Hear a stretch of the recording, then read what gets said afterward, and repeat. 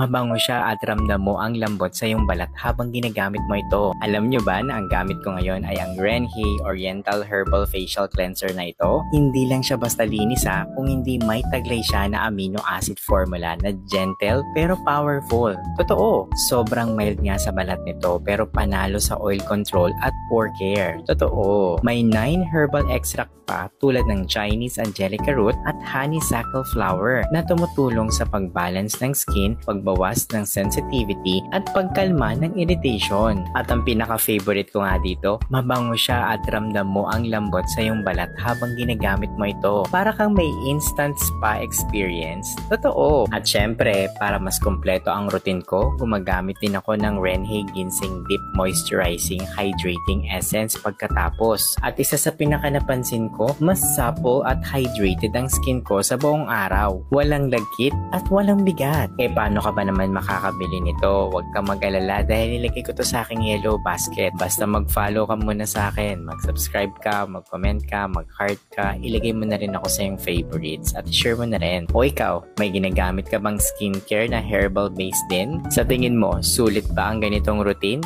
I-comment mo nga.